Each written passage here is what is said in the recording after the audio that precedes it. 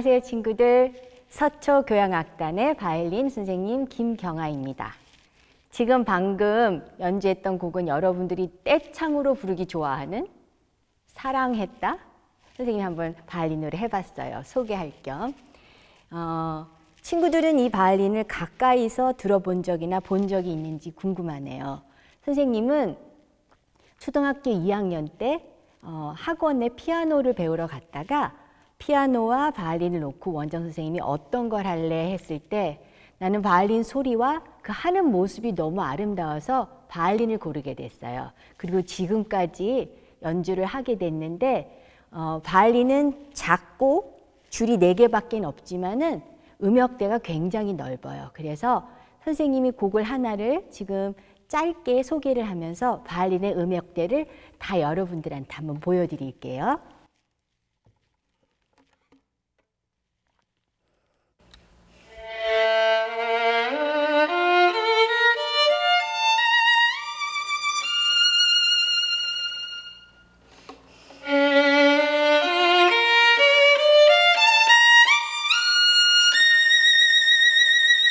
좀 더 높이 크게 올라가 봅니다.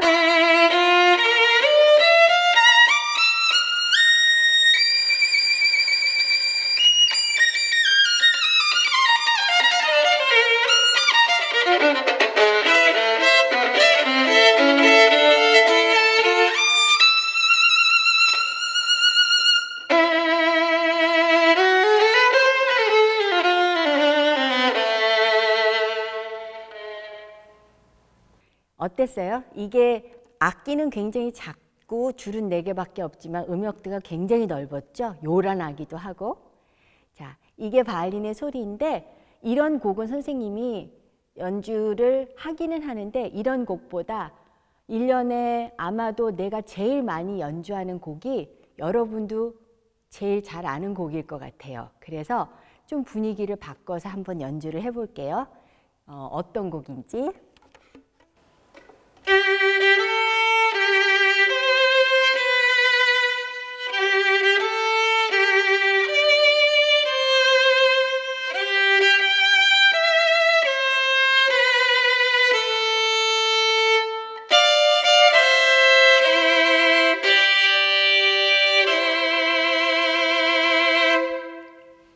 이렇게 한 줄만 소리 내는 게 아니라 2줄, 3줄로도 소리를 낼 수 있는 게 바이올린입니다. 자, 그러면 우리 이제부터 이 악기가 어떻게 소리를 내며 또 어떻게 연주를 해야 하는지 좀 가까이서 알아보도록 할게요. 바이올린은 크게 2가지로 나눠집니다. 몸통이 되는 악기, 이게 바이올린이고 그 다음에 이거를 활이라고 해요.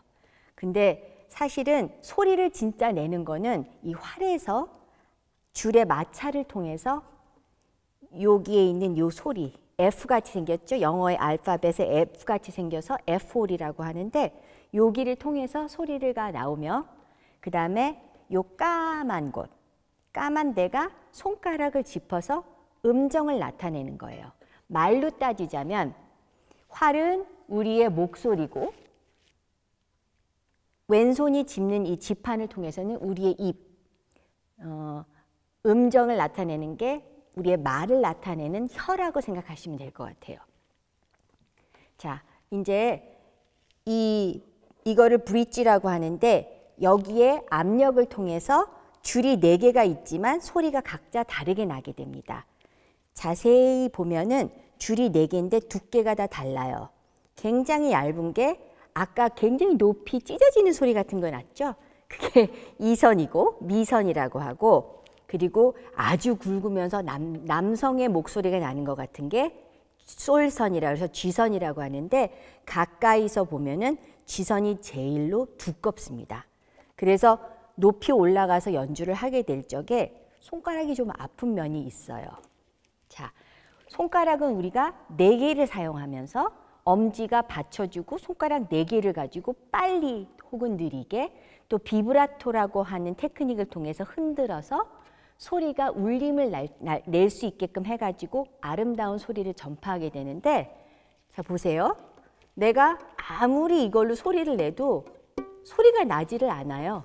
그 이유는 활이라는 게 마찰을 내야만 반드시 소리가 나오기 때문에 선생님이 아까 얘기했듯이 이게 목소리라고 생각하면 된다고 말씀드린 거예요.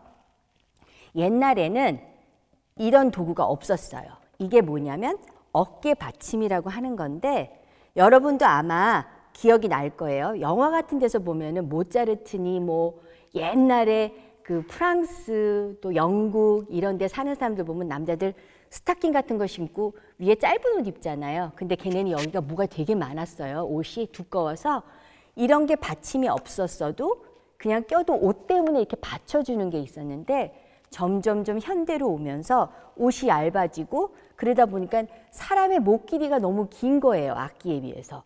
그래서 이 도구는 나중에 어깨 받침이라는 도구는 나중에 발견이 돼서 우리가 쉽게 어깨에 낄 수 있고 무리 가지 않게끔 받쳐주는 도구가 나오게 된 거고 활도 그 스타킹 신고 다녔던 그 아저씨들 그 세대에는 활이 이렇게 생기질 않았어요. 진짜 활같이 생겼었어요.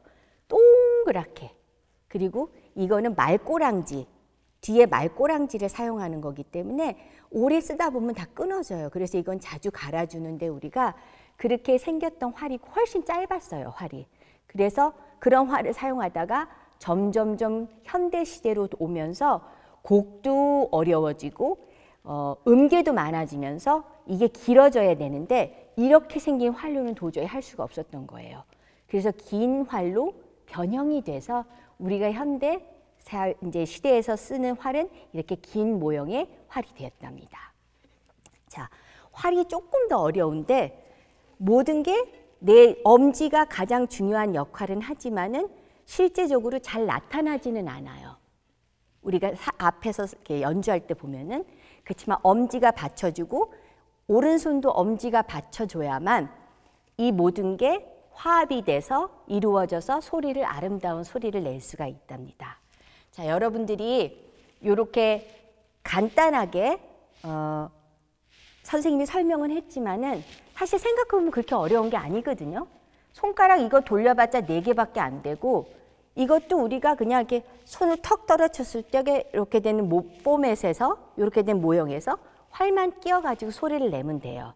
근데 말은 쉽지만은 그리고 이해는 하겠지만 여러분들이 나중에 바이올린을 통해서 또 악기를 통해서 학교에서 생활을 활동을 하게 될 때 오케스트라를 하거나 합주를 하게 될 때 연습을 하루에 꼭 30분 이상은 해주셔야 이 소리를 낼 수가 있어요.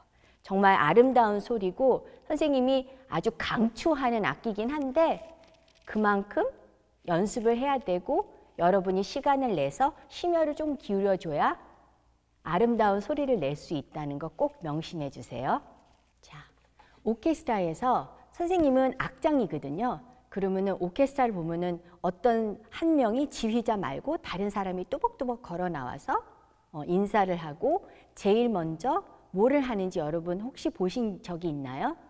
뒤돌아서서 오보에 하는 선생님한테 큐를 주면은 오보에가 음을 하나를 줘요. 그 음이 바로 바이올린에서 두 번째로 두꺼운 줄, 그러니까 얇은 것 중에서 두 번째로 얇은 줄을 라라고 하거든요. 그 소리를 냅니다. 이 소리가 모든 음계에서 중심을 이룬다고 생각하면 될 것 같아요. 그래서 오늘은 선생님이 요 선을 통해서 하는 음악을 한번 해볼게요. 이것도 여러분이 바이올린을 시작하면 아마 선생님들이 제일 먼저 여러분한테 시키는 곡일 거예요. 들어보세요.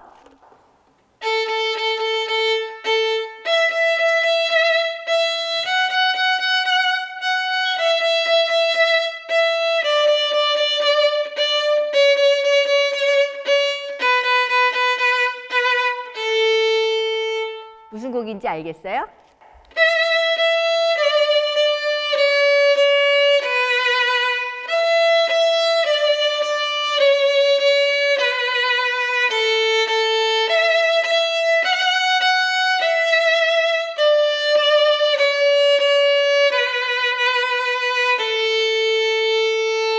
이렇게 한 줄로 해서도 소리를 낼 수가 있답니다.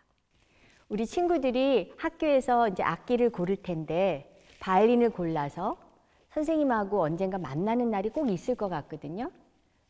함께 만나서 연주할 수 있는 날이 왔으면 참 좋겠어요.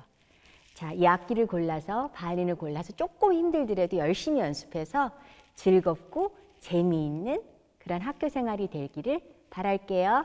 고마워요, 여러분.